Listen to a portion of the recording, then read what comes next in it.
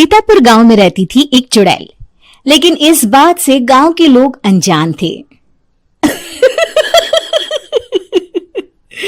जब तक पूरे गांव की एक एक औरत के गहने मेरे पास नहीं आ जाते, मैं इस गांव को छोड़कर नहीं जाऊंगी, चाहे इसके लिए मुझे लोगों को गायब भी क्यों न करना पड़े। दूसरी तरफ गांव की औरतें बात कर रही थी। अरे सुन रही हो, ये देखो मैंने कल ही नया हार बनवाया है सोने का, कैसा लग रहा है?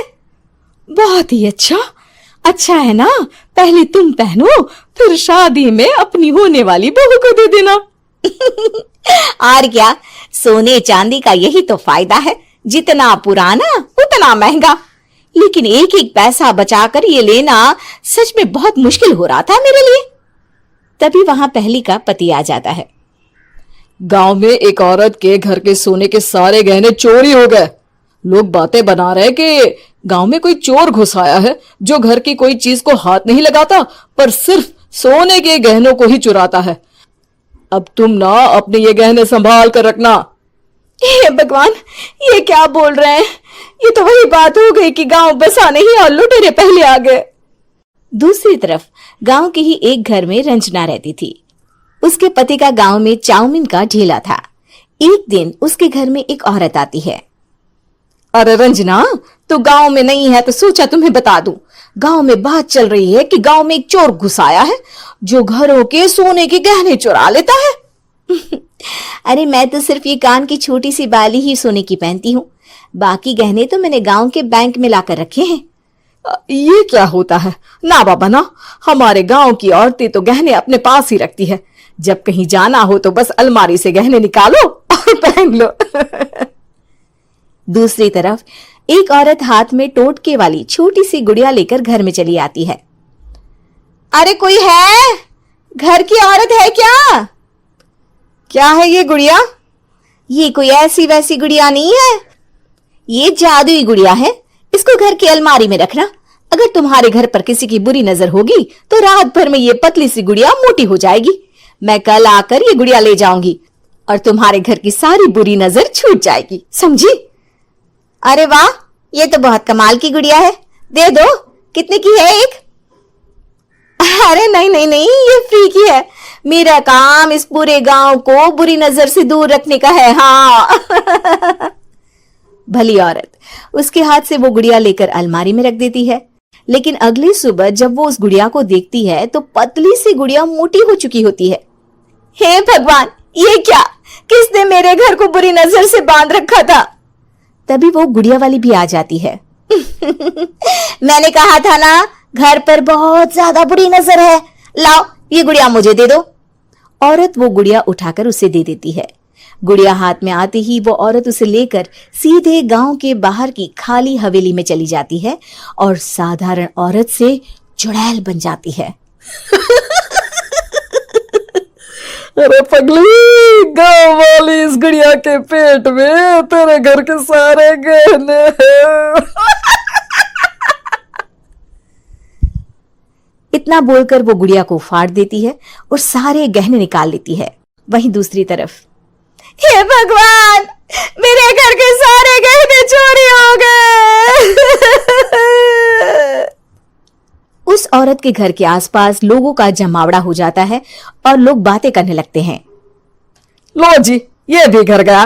पता नहीं कौन चोर है जो इतनी होशियारी से गहने चुरा लेता है। कुछ समझ में नहीं आ रहा कि कौन है। लोग तो घर से कहीं जाते भी नहीं है, न ताला लगे न घर खाली हो, फिर भी रातों रात गहने चोरी हो जाते हैं। अरे हम तो कहते हैं लोगों को बारी बारी चौकीदारी करनी चाहिए, चोर को तो पूरे गांव वाले मिलकर पकड़ ही लेंगे। लोग बारी बारी घरों की चौकीदारी भी करते हैं, लेकिन चोरी होने का सिलसिला रुकता ही नहीं। फिर एक दिन रंजना के पड़ोस से भी रोने की आवाज आती है। अरे आज ही घर की बुरी नजर उतरी और आज ही सारे गहने भी चोरी हो गए। कैसी बुरी नजर? क्या हुआ था? तभी वहां उस औरत का पति भी आ जाता है जिसके घर में गहनों की चोरी हुई थी। हाँ, मेरी बीवी ने भी किसी गुड़िया को घर में बुरी नजर उतारने के लिए रखा था, लेकिन अगले दिन गहने चोरी हो गए। अब रंजना को कुछ कुछ बात समझ में आ जाती है। वो गांव वालों से कहती है, देखिए अब आप लोग चिंता ना करें, जल्द ही चोर पकड़ा जाएगा। उस नजर उतारने वाली गुड़िया को आज मेरे घर कोई भेज देना। फिर क्या था, चुड़ैल को लोग रंजना के घर भेजते हैं। पहली बार देखा है कोई खुद लुटने को तैयार बैठा है। तो तू है जिसे घर की बुरी नजर उतारनी है? ये ले गुड़िया, ये सुबह तक मोटी हो गई तो समझो तुमको और तुम्हारे घर वालों को नजर लगी है। हाँ हाँ, मैंने काफी सुना है। तुम ये गुड़िया मेरे घर छोड़ देना। अरे क्यों नहीं, कल सुबह आऊंगी जब गुड़िया तुम्हारे घर की सारी बुरी नजर लेकर मोटी हो जाएगी, ठीक है? अब क्या था, रात को रंजना ने पूरी नजर गुड़िया पर रखी। वो अपने पति और गांव के कुछ लोगों को घर की खिड़की से घर के अंदर नजर रखने को कह देती है, और फिर जो नजारा सब देखते हैं वो हैरान करने वाला होता है। गुड़िया धीरे से अलमारी खोलकर बाहर आती है। अलमारी के सारे गहने लेकर घर में जहां जहां गहने होते हैं वो लेकर अपने मुंह से खा जाती है। वो जितने गहने खाती उतनी ही मोटी हो जाती और फिर अलमारी में बंद हो जाती है। गांव वाले डर के मारे वहीं बेहोश हो जाते हैं। लेकिन सुबह जब वो औरत गुड़िया लेने आती है, रंजना उसका सामना करती है। ये देखो गुड़िया कितनी मोटी हो गई है, लगता है मेरे घर में बहुत लोगों की नजर लगी है। लाला ये गुड़िया मुझे दे दे, अरे बहुत कीमती गुड़िया है ये। तेरे घर की सारी बुरी नजर मैं गांव के बाहर वाली हवेली में फेंक आती हूँ। शाम को फिर लोगों के घर इसे लेकर जाना है ना, इसमें तो मेरी जान बसती है, जान। रंजना गुड़िया को चुड़ैल की तरफ बढ़ा देती है, लेकिन फिर वापस ले लेती है और गुड़िया के हाथ मोड़ देती है। जैसे ही गुड़िया के हाथ मोड़ती है, चुड़ैल का हाथ भी मुड़ जाता है। अच्छा, तो ये वो गुड़िया है जिसमें तुम्हारी जान बसती है।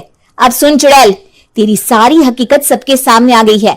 या तो गांव वालों के गहने लौटा दे, नहीं तो मैं इस गुड़िया की गर्दन मोड़ दूंगी। चुड़ैल डर जाती है। अरे नहीं नहीं, मेरी गुड़िया दे दो, मैं सबके गहने वापस कर दूंगी।